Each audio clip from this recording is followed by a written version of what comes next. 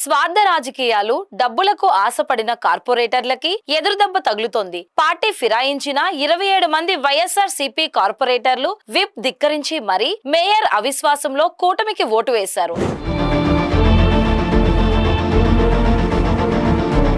దీంతో ఫిర్యాదు చేసినా సరే ఎన్నికల అధికారి స్పందించలేదంటూ వైఎస్ఆర్ కాంగ్రెస్ పార్టీ హైకోర్టును ఆశ్రయించడంతో ఎట్టకేలకు నోటీసులు జారీ చేయడం విశేషమనే చెప్పాలి. తాజాగా ప్రకటించిన జీవీఎంసీ స్టాండింగ్ కమిటీ ఎన్నికల్లో ఈ 27 మంది పేర్లు ఉండడం పట్ల వైసీపీ నేతలు కలెక్టర్, కమిషనర్ కి ఫిర్యాదు చేశారు.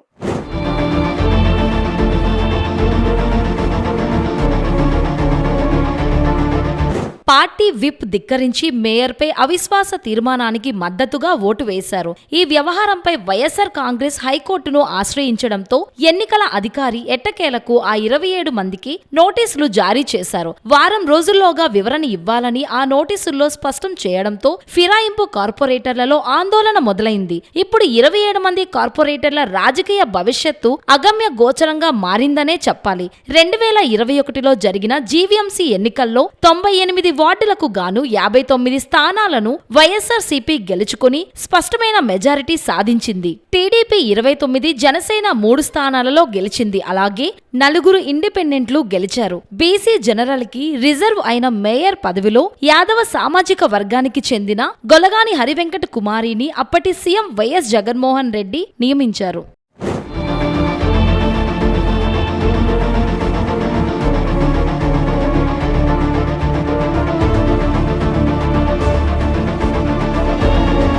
కానీ రాష్ట్రంలో కూటమి ప్రభుత్వం రావడంతో జీవీఎంసీని కైవసం చేసుకునేందుకు టీడీపీ పావులు కదిపింది. మెజారిటీ లేనప్పటికీ వైఎస్ఆర్ సిపికి చెందిన 27 మంది కార్పొరేటర్లకు డబ్బు, పదవుల ఆశ ఎరచూపారు. దీంతో వైసీపీ కార్పొరేటర్లు టీడీపీ, జనసేనలో చేరిపోయారు. ఈ ఏడాది ఏప్రిల్ 19న మేయర్ మీద ప్రవేశపెట్టిన అవిశ్వాస తీర్మానంపై జరిగిన ఓటింగ్లో ఈ 27 మంది కార్పొరేటర్లు వైఎస్ఆర్ సిపి జారీ చేసిన విప్ ధిక్కరించి మేయర్ కి వ్యతిరేకంగా ఓటు వేశారు. పార్టీ ఆదేశాలను ధిక్కరించిన కార్పొరేటర్లపై చర్యలు తీసుకోవాలని వైఎస్ఆర్ సిపి విప్, రాష్ట్ర ప్రధాన కార్యదర్శి తైనాల విజయ్ కుమార్, జిల్లా ఎన్నికల అధికారి, అప్పటి GVMC incharge commissioner MN Harindra Prasad కి ఫిర్యాదు చేశారు.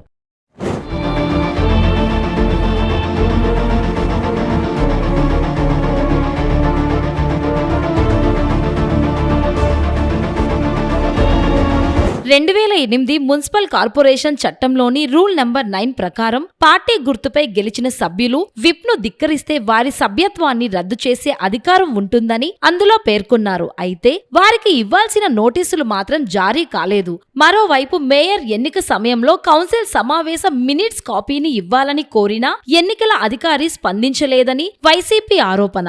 దీనిపై తైనాల ఈ నెల 9న హైకోర్టులో రిట్ పిటిషన్ దాఖలు చేశారు. విచారణలో కార్పొరేటర్లకు నోటీసులు జారీ చేశారా అని న్యాయస్థానం ప్రశ్నించింది. దీనికి సమాధానంగా 2 రోజుల కిందటే నోటీసులు ఇచ్చామని ఎన్నికల అధికారి తెలిపారు. కార్పొరేటర్లు ఇచ్చే సమాధానం ఆధారంగా పూర్తి స్థాయి నివేదిక అందజేస్తామన్నారు.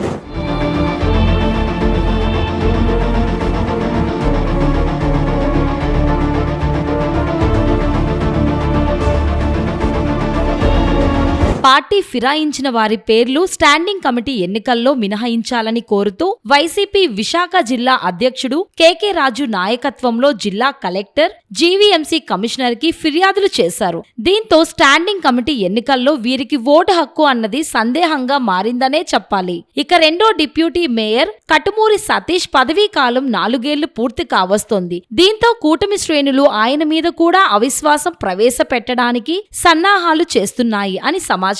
దీంతో సదరు 27 మంది కార్పొరేటర్లు ఎవరికి ఓటు వేస్తారు అన్నది ప్రాధాన్యత సంతరించుకుంది. కూటమి ప్రభుత్వం, నూతన ప్రభుత్వం ఏర్పడిన తర్వాత అప్రజాస్వామికంగా కొన్ని జరుగుతూ ఉన్నాయి రాష్ట్రంలో. ముఖ్యంగా విశాఖపట్నం నగరపాలక సంస్థ వైఎస్ఆర్సీపీ పాలనలో ఉంది. గొలగాని హరివెంకట కుమారి గారు మేయర్గా ఓ బీసీ వర్గానికి చెందినటువంటి మహిళ 4 ఏళ్ళుగా మేయర్గా ఉన్నారు. మెజార్టీ కార్పొరేటర్లు వైఎస్ఆర్సీపీ ఉన్నారు. పాలన జరుగుతూ ఉండగా ఆమె మీద అవిశ్వాస తీర్మానం ప్రవేశపెట్టారు. అలాగని కూటమి ప్రభుత్వానికి మెజార్టీ కార్పొరేటర్లు లేరు, మెజార్టీ లేరు. 58 పైచులకు వైఎస్ఆర్సీపీకి ఉన్నారు. వైఎస్ఆర్సీపీలో ఉన్నటువంటి ఒక 27 మంది కార్పొరేటర్ని ప్రలోభాలు పెట్టి ఇన్ఫ్లుయెన్స్ చేసి వాళ్ళు తీసుకొని వెళ్ళిపోయి అవిశ్వాసానికి అనుకూలంగా ఓటేయించుకొని మేయర్ని ఆ పదవి నుంచి మరి దించేయడం జరిగింది. దాని మీద మరి వారు 27 మంది కార్పొరేటర్ గెలిచింది వైఎస్ఆర్ కాంగ్రెస్ పార్టీ మీద. గెలిచిన తర్వాత మరి ఏప్రిల్ 19 జరిగిన అవిశ్వాస తీర్మానంలో పార్టీ మా పార్టీ ఆదేశాలకి వ్యతిరేకంగా మేము విప్పు జారీ చేసి పలానా హరి వెంకట కుమార్ గారికి అనుకూలంగా వైఎస్ఆర్సీపీకి అనుకూలంగా మీరు ఓటేయాలని చెప్తే పార్టీకి వ్యతిరేకంగా ఓటేశారు. మేము ఇచ్చిన విప్పుని ధిక్కరించారు. 19 తర్వాత స్పెషల్ మీటింగ్ అయిపోయిన తర్వాత అందులో పూర్తి నిర్ధారణ అయిపోయింది. 27 మంది గెలిచింది వైఎస్ఆర్సీపీ మీద. పార్టీ విప్పు జారీ చేసింది. ఆ విప్పుని ధిక్కరించి మరి కూటమి ప్రభుత్వానికి ఓటేశారు అన్నది వాళ్ళు ఓటింగ్ వేసిన తర్వాత ఆ ఎన్నిక అయిపోయిన తర్వాత తెలిసింది. రికార్డెడ్ అన్నీ కూడా రికార్డుగా కనిపించింది. దీని మీద మేము కంప్లైంట్ చేయడం జరిగింది. కలెక్టర్ గారికి ఆవేళ ప్రిసైడింగ్ ఆఫీసర్ కలెక్టర్ గారు స్పెషల్ ఆఫీసరు వారికి పిటిషన్ ఇచ్చాం. అయ్యా చట్ట ప్రకారం 2008 ఉన్నటువంటి జీవీఎంసీ రూల్స్ ప్రకారం ఇలా ఒక పార్టీ మీద గెలిచిన వాళ్ళు ఇంకో పార్టీకి ఆ పార్టీ విప్పుని వ్యతిరేకించి ఓటేసినట్టయితే వాళ్ళు కార్పొరేటర్లుగా అనర్హులు, ఆ సభ్యుల్ని డిస్క్వాలిఫై అయిపోతారనే విషయాన్ని మేము స్పెషల్ ఆఫీసర్లు లెటర్ ఇవ్వడం జరిగింది.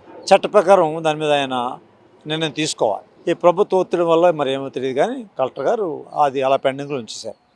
మా పిటిషన్ డిస్పోజల్ ఆఫ్ చేయలేదు. అది కలెక్టర్ గారు పెండింగ్లో పెట్టారు. అక్కడ మా మేయర్ని దించేయడం జరిగిపోయింది. ఇవన్నీ జరిగిపోయింది. మేము వెంటనే హైకోర్టు ఆఫ్ ఆంధ్రప్రదేశ్ కోర్టు వారిని ఆశ్రయించడం జరిగింది. కోర్టు డైరెక్షన్ ఇచ్చింది. వీరు ఇచ్చిన పిటిషన్ని కార్పొరేట్ల మీద వచ్చిన అభియోగాన్ని అది ఎందుకు డిస్పోజల్ చేయలేదు, ఇమీడియట్గా దాన్ని డిస్పోజల్ చేయండి అని చెప్పారు. దాని మీద కలెక్టర్ గారు మా తాలూకా హైకోర్టు నుంచి వచ్చిన ఆదేశాల మేరకు కలెక్టర్ గారు ఇప్పుడు కార్పొరేటర్ నోటీస్ ఇవ్వడం జరిగింది. వాళ్ళకు 1 వీక్ టైం ఇచ్చారు. చట్ట ప్రకారం ఇవ్వాల్సిన టైం.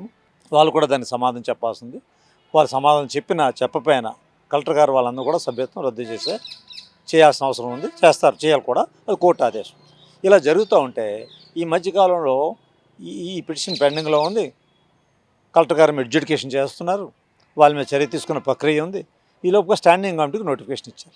స్టాండింగ్ కమిటీ నోటిఫికేషన్లో మున్సిపల్ కమిషనర్ గారు అందులో ఓటర్లుగా ఉన్నటువంటి కార్పొరేటర్ లిస్ట్ అనౌన్స్ చేశారు. అందులో ఈ డిస్ప్యూట్లో ఉన్నటువంటి 27 మంది డిస్క్వాలిఫై కావాల్సినటువంటి 27 మంది పేర్లు కూడా ఆ కార్పొరేటర్ల ఓటర్ లిస్టులో ఉంది. ఇది అన్యాయం కదా. ఒక పక్క అవిశ్వాస తీర్మానంలో వ్యతిరేకం చేస్తారని ఫిర్యాదు ఇచ్చాం. అది పెండింగ్లో ఉంటుండగా మేయర్ ఎలక్షన్ అయిపోయింది. మళ్ళీ అది పెండింగ్ ఉంటుండగా నోటిఫికేషన్ ఇవ్వడం తప్పు. అది పెండింగ్ ఉండగా మళ్ళీ స్టాండింగ్ కమిటీ ఎలక్షన్ కూడా చేసుకోవడం అనేది ఇది పూర్తిగా అప్రజాస్వామ్యం. ఇది చట్టానికి పూర్తిగా తొక్కేసే పని చేస్తున్నారు తప్ప ఇదేమీ మంచి పని కాదు. ఇది ప్రజాస్వామ్యంలో ఇటువంటి ప్రక్రియలు ఎంకరేజ్ చేయడం ఏమాత్రం సమంజసం కాదని మా వాదన. మళ్ళీ కలెక్టర్ గారిని మున్సిపల్ కమిషనర్ గారికి ఇప్పుడు లెటర్ ఇవ్వడం జరిగింది. మేము మా జిల్లా పార్టీ అధ్యక్షుడు కేకే రాజు గారు, floor leader Bana Srinivasarao, deputy mayor మేము అందరం కలిపి మున్సిపల్ కమిషనర్ గారికి ఇప్పుడు నేను కలెక్టర్ గారు కూడా నేను ఇవ్వడం జరిగింది. ఏమంటున్నామంటే మీరు అనౌన్స్ చేసిన ఓటర్ లిస్టులో 27 మంది డిస్క్వాలిఫై అవ్వాల్సిన వాళ్ళు ఓటర్ లిస్టులో తీసేసి మీరు స్టాండింగ్ కమిటీ ఎన్నికలు చేసుకోండి. లేదా వాళ్ళ మీద అభియోగం పూర్తిగా వాళ్ళు అర్హులా అనర్హులా అని తేల్చిన తర్వాత స్టాండింగ్ కమిటీ ఎలక్షన్ పెట్టుకోండి. ఒక 6-7 మాసాల్లో స్టాండింగ్ కమిటీకి అనర్హులైనటువంటి అర్హులు కానివ్వండి ఓటర్లని చేర్చేసి మీరు ఎన్నికలు చేసుకోవడం అనేది అప్రజాస్వామ్యం. ఇది పూర్తి తప్పు. ప్రజాస్వామ్యం ఇటువంటి ఈ కూటమి ప్రభుత్వం ఎంకరేజ్ చేయడం ఏమాత్రం న్యాయం కాదు.